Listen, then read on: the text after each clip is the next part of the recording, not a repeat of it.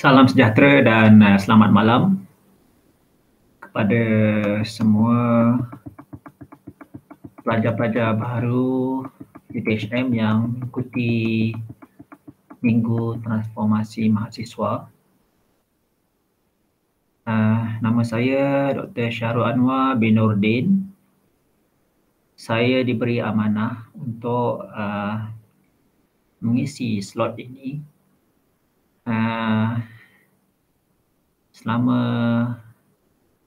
lebih kurang 30 minit. Jadi saya berhasrat untuk membawakan tajuk hubungan antara moral mahasiswa dan juga kehidupan di kampus.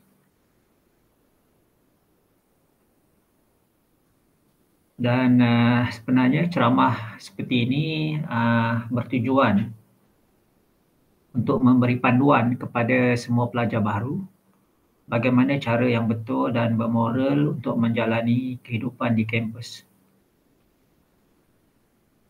Mungkin nanti kamu semua akan masuk ke kampus UTHM pada bulan Oktober ataupun November. Jadi sebagai seorang pelajar baru di universiti, kamu semua perlu membuat anjakan paradigma. Saya teringat pensyarah saya dahulu pernah menyatakan bahawa yesterday is only a dream, tomorrow is only a vision, but today well lived makes every yesterday a dream of happiness and every tomorrow a vision of hope. Jadi di situ kita perlu membuat satu anjakan paradigma. Ya, kalau dulu kita bersekolah menengah, sekarang ini kamu semua dah berada di universiti dan kita perlu tinggalkan semua nilai-nilai yang negatif dan juga kita install nilai-nilai baru yang positif untuk kita amalkan dalam kehidupan kita sehari-hari. Sebelum saya teruskan dengan tajuk ini, saya nak tanya, mungkin ada di antara kamu semua yang mendapat A+ dalam subjek pendidikan moral.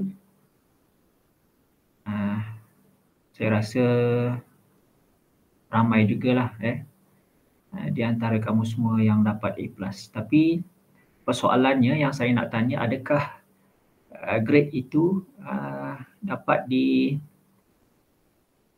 manifestasi dalam kehidupan kita sehari-hari? Adakah kita nampak sampah kita buang dalam tong sampah ataupun bagaimana? Ataupun adakah kita sendiri yang menyebabkan masalah kepada masyarakat di luar sana? Jadi saya teruskan dengan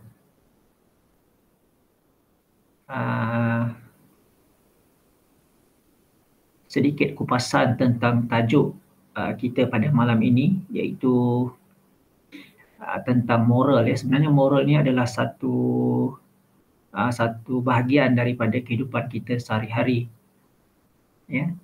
Dan moral sebenarnya melengkapi aspek jasmani, fizikal kita, aspek emosi, intelek, dan juga khususnya rohani yang kita sentuh pada malam ini. Ini adalah aspek-aspek yang nak dibangunkan oleh sistem pendidikan berdasarkan falsafah pendidikan kebangsaan di Malaysia. Kemudian definisi mahasiswa pula. Mahasiswa adalah merupakan pelajar universiti, sama ada lelaki ataupun perempuan. Dan kehidupan di kampus adalah kehidupan apabila seseorang mahasiswa itu tinggal di kolej-kolej kediaman, di asrama-asrama selama lebih kurang 3 ataupun 4 tahun untuk mereka menghabiskan kuliah mereka sebelum mereka bergraduan. sama ada di kampus Parit Raja ataupun di Paguh lah dalam konteks Universiti Tun Hussein Malaysia ini. Dan persoalan yang lain yang kita perlu tanya adalah apakah hubungan antara moral mahasiswa dan juga kehidupan di kampus. Sebenarnya ketiga komponen ini adalah mempunyai hubungan yang sangat erat, dan perbahasannya adalah sangat penting. Oleh sebab itu saya menyarankan supaya semua pelajar melengkapkan jasad dan ruh dengan nilai-nilai yang mulia dan juga membuang nilai-nilai yang keji dalam mengharungi kehidupan kita, terutama kehidupan di kampus. Okey, jadi saya nak share dengan kamu semua ada 10 nilai yang murni, yang mulia yang kamu boleh ambil dan amalkan dalam kehidupan kampus nanti. Ini adalah berdasarkan kepada pengalaman saya sebagai seorang pensyarah, staf akademik, dan saya memerhati, melihat kepada tingkah laku pelajar-pelajar yang mengambil kursus pengajian moral. Yang pertama sekali adalah nilai amanah. Amanah kita tahu adalah satu nilai, satu sifat yang sangat mulia, yang sangat berat. Seseorang yang diberi amanah perlulah melunaskan tanggungjawab dan juga amanah yang telah diberi. Khususnya kamu diberi amanah sebagai seorang pelajar universiti, kamu perlulah menunaikan tanggungjawab sebagai seorang pelajar. Sebab ibu bapa kamu menghantar kamu belajar ke universiti, membayar yuran pengajian, menghabiskan duit mereka. Mungkin ada yang berhutang dan sebagainya, bersusah payah menyediakan segala kelengkapan kamu, dan mereka nak supaya kamu ni akhirnya membahagiakan mereka. Jadi itu adalah amanah dan bergraduan di akhir 4 tahun pengajian kamu. Jadi kamu kena sentiasa pasak dan ingat tujuan kamu belajar di UTHM itu adalah untuk membahagiakan ibu bapa kamu, dan di samping kamu mencari ilmu, kemahiran dan juga pengetahuan, dan menjadi seorang yang cemerlang secara intelek, rohani, jasmani, dan juga memberi manfaat kepada orang lain. Itu yang pertama. Yang kedua, nilai jujur. Ini sangat pentinglah sebagai seorang pelajar. Tidak menipu, contohnya menipu kawan-kawan, menipu pensyarah, menipu diri sendiri, menipu ibu bapa. Contohnya kalau dalam konteks UTHM semasa peperiksaan dibuat ujian, kuis, ada pelajar-pelajar yang meniru dalam peperiksaan dan ada yang telah dibuang. Jadi ini adalah satu sifat yang sangat merugikan lah. Bila kamu dibuang, jadi harapan ibu bapa kamu, keluarga kamu itu mungkin tak dapat nak dilunaskan. Baik, yang ketiga adalah nilai ikhlas. Ini juga adalah satu nilai yang apabila kita sebut itu mudah, tapi kita nak buat itu susah. Melakukan sesuatu tanpa mengharapkan apa-apa balasan. Contohnya kita buat sesuatu perkara itu kita tak meminta balasan lah daripada orang lain. Kita menolong orang, kita menderma, tidak mengharapkan apa-apa balasan, tidak menunjuk-nunjuk dalam Facebook dan sebagainya. Yang keempat adalah nilai sederhana. Ini juga adalah nilai yang sangat penting. Sederhana dalam kehidupan kita di kampus. Walaupun ada di antara kamu yang berasal daripada keluarga yang kaya, tetapi jangan menunjuk-nunjuk sangatlah kekayaan itu. Sebab apabila kita menunjuk-nunjuk kekayaan itu akan menyebabkan berlakunya masalah-masalah di kemudian hari lah. Yang akan rugi adalah diri kita sendiri, bukan orang lain. Jadi sederhana ini termasuklah berjimat dalam berbelanja. Apatah lagi keadaan taraf hidup sekarang ini semakin lama semakin tinggi.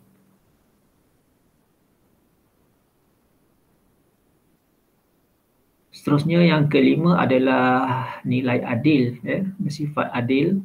Adil ini bermaksud meletakkan sesuatu pada tempatnya, menunaikan hak kepada orang yang berhak. Contohnya diri kita berhak untuk berehat, untuk tidur, untuk makan, minum dan sebagainya. Jadi kita kena adil kepada diri kita sendiri. Hak untuk beriadah.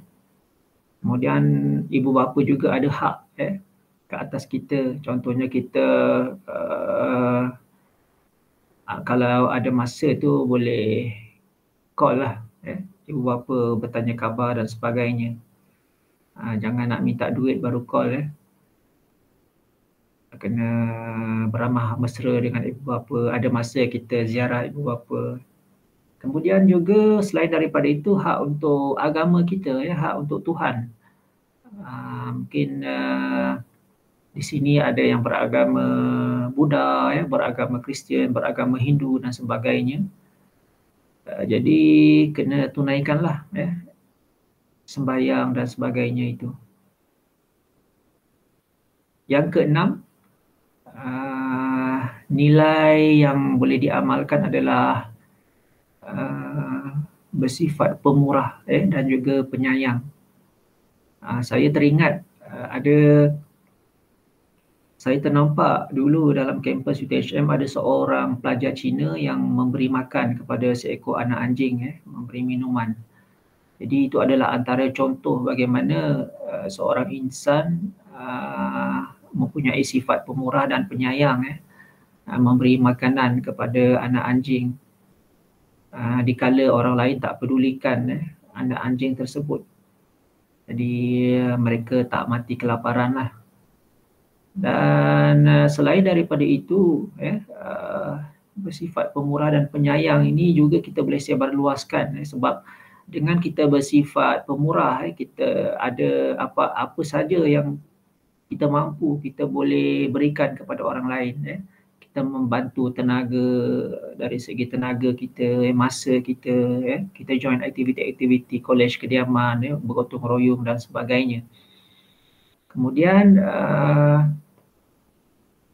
penyayang, sifat penyayang, love, ini sifatnya satu sifat yang universal. Dia tak terhad kepada satu-satu agama sahaja. Sebab cinta ini sebenarnya bukan saja kita mengambil daripada orang lain, tapi cinta ini sebenarnya kita memberi kepada orang lain. Love is giving, not receiving. Jadi ini adalah antara nilai-nilai yang baik yang kita boleh install dalam diri kita dan kita lengkapkan supaya kita menjadi seorang yang komplit di universiti sebelum kita masuk kepada alam pekerjaan yang lebih mencabar. Yang ketujuh adalah nilai redha terhadap takdir. Mungkin redha ini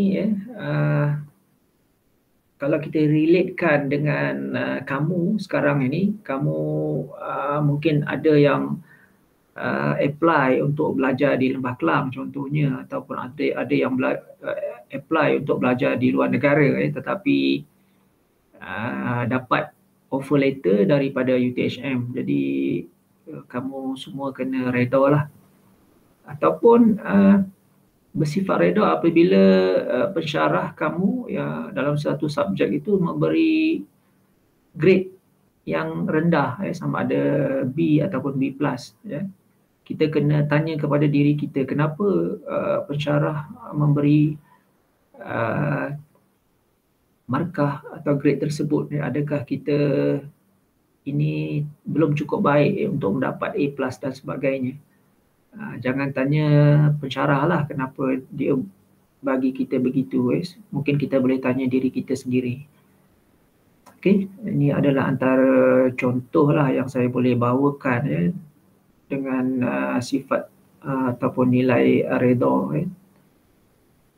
Yang ke-8 yang seterusnya adalah mengikut peraturan yang ditetapkan oleh universiti. Kita ikutlah apa saja peraturan dari segi rambut kita, dari segi kebersihan, etika-etika ada banyaklah kalau di universiti tu, di asrama, di kolej kediaman, di dewan kuliah, kemudian bekerjasama dengan semua, dengan kawan-kawan, dengan pensyarah, dengan pengetua, dengan warden dan sebagainya. Jadi kalau kamu ada, kalau yang lelaki tu yang kalau ada janggut, ada misai, ada bulu hidung tu boleh trim lah supaya tak melia. Nanti kawan-kawan pun suka untuk berada bersama-sama. Yang ke-9 adalah bersifat bijak, bersifat bijaksana dalam kita melakukan sesuatu dalam kehidupan kampus, sama ada masa belajar ataupun masa berehat dan sebagainya. Okey, dan untuk itu kita perlu untuk mengurangkan pengambilan makanan, sebab kalau kita banyak makan, kita akan rasa beratlah, dan apabila rasa berat tu maka kita akan banyak tidur, jadi masa kita akan banyak terbuang. Dan juga jangan banyak berkata-kata lah, jangan banyak sangat bergosip dan sebagainya. Lebih baik kita diam dan bercakap perkara-perkara yang penting saja. Itu antara nasihat-nasihat saya lah. Dan yang ke-10 adalah sifat sabar. Nilai sabar ni sangat penting lah, terutama apabila kamu nak menghadapi sepanjang 4 tahun pengajian kamu di UTHM, sebelum kamu bergraduan, nak mengharungi kelas-kelas. Setiap kelas itu dia ada assignment. Kalau satu kelas itu, satu subjek mata pelajaran tu mungkin ada 2-3 assignment. Dan ada juga assignment individu, assignment group, by group.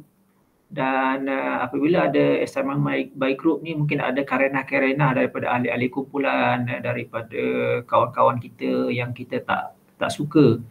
Jadi kita kena sabarlah, sebab ada kes-kes di mana dalam kumpulan assignment pun ada yang bergaduh antara pelajar.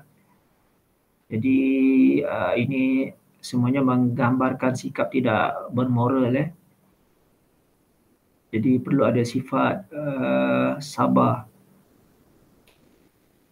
Okey, itu adalah 10 nilai yang mulia yang boleh kamu semua amalkanlah dalam campus life nanti. Kemudian seterusnya ada 8 nilai-nilai yang keji yang perlu kita hindarkan, yang perlu kita buang. Kalau ada kita buanglah, kita masukkan nilai-nilai yang mulia tadi. Yang pertama adalah sifat hasad dengki. Ini adalah satu sifat yang sangat-sangat dikejilah. Sebab dia, apabila kita ada sifat hasad dengki pada kawan, pada orang lain, kita ada niat untuk menganiaya dan juga menzalimi mereka. Mungkin ada yang membuat fitnah, ada yang mensabotaj, ada yang memulaukan kita sebab kita ni bijak, dapat 4 dean's list dan sebagainya. Maka di situ bermulalah persaingan, mengadu domba dan mengakibatkan permusuhan yang tidak akan ada noktahnya. Jadi sifat hasad dengki ni sebenarnya tak ada manfaat pun bagi kita sebagai seorang pelajar. Yang kedua, sifat iri hati. Ini juga perlulah kita buang daripada hati sanubari kita. Iri hati mungkin kita melihat kawan kita lebih handsome, lebih cantik, kawan kita lebih kaya, pakai iPhone, dan kita pun tak mampu untuk mendapatkan uh, barang-barang yang canggih. Jadi kita tak perlulah bersifat dengan sifat iri hati tersebut. Kita hidup atas kemampuan kita lah. Jangan kita nak bersaing dengan orang, kita akhirnya menjadi pencuri dan sebagainya. Dan itu akan merugikan kita lah. Kalau kita didapati mencuri, kita akan dihukum dan akan mungkin akan dimasukkan dalam penjara dan sebagainya. Dan sebenarnya kalau kamu dimasukkan dalam penjara, ada banyak kesan-kesan lain yang negatif lah. Sebab kehidupan di penjara itu tak seperti yang kamu semua bayangkan. Kalau kamu nak tahu, bolehlah melihat kepada dokumentari-dokumentari banduan dan sebagainya itu. Sebab di situ banyak menularnya penyakit-penyakit AIDS dan sebagainya. Yang ketiga,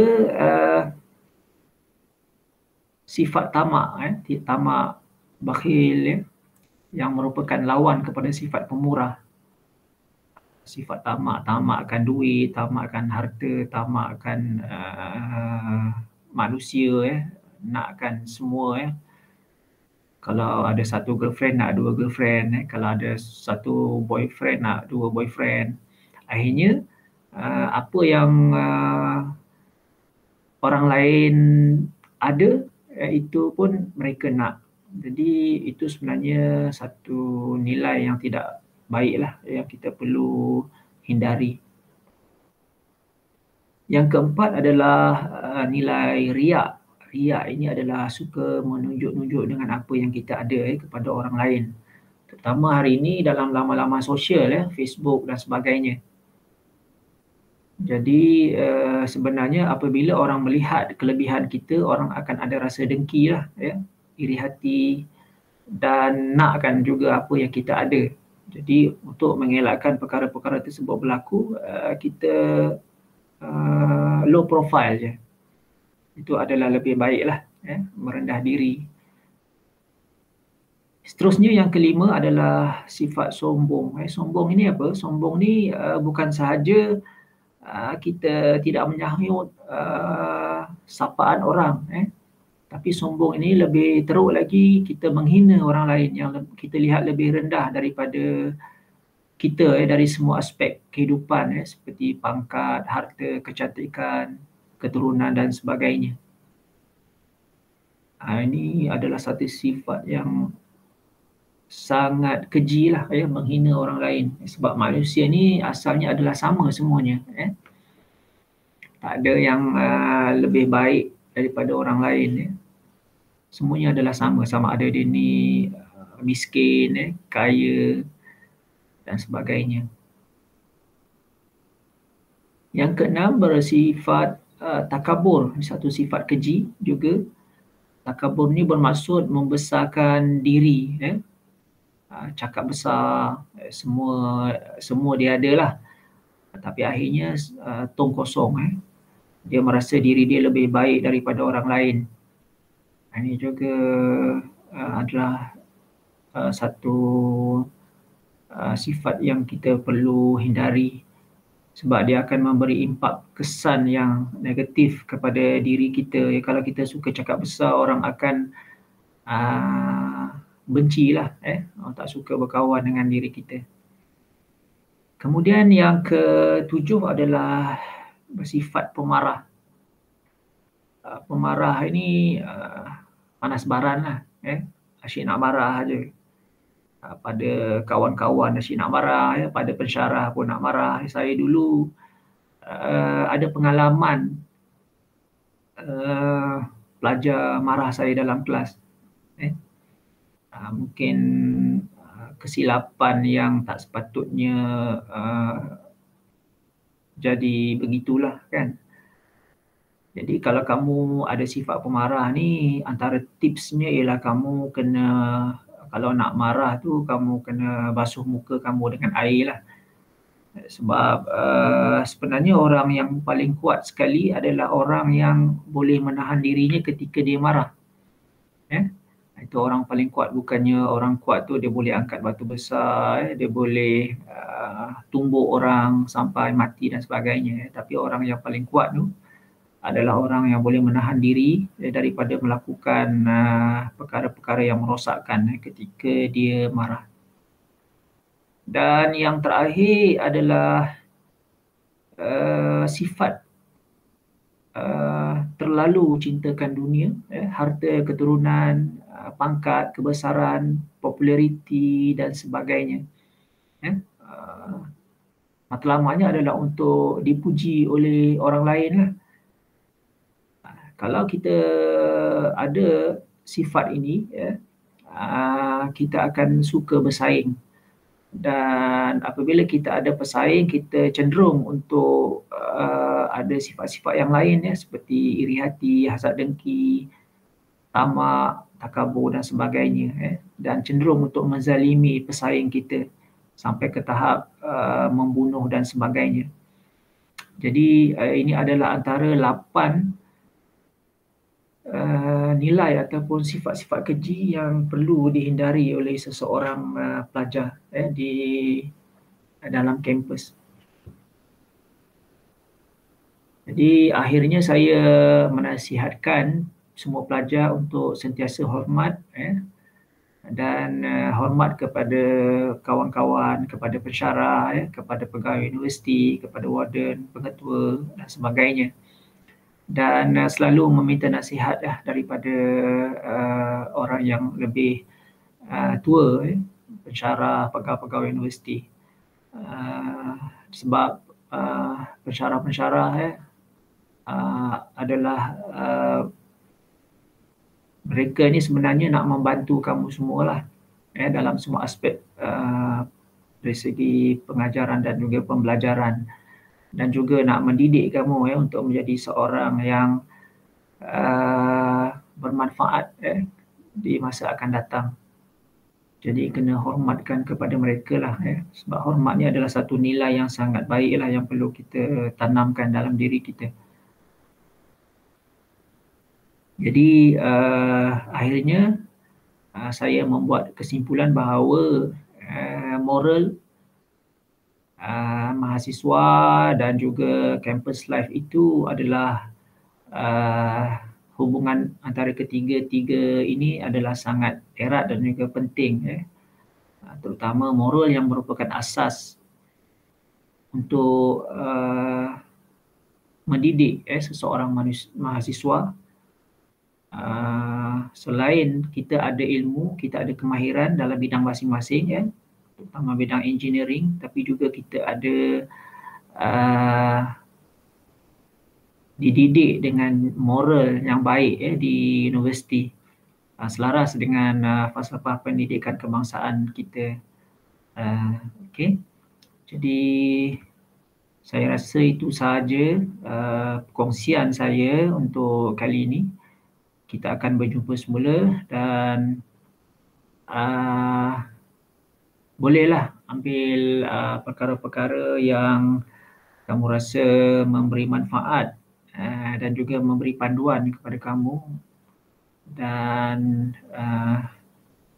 segala salah dan juga silap saya minta maaf lah. Sekian, terima kasih.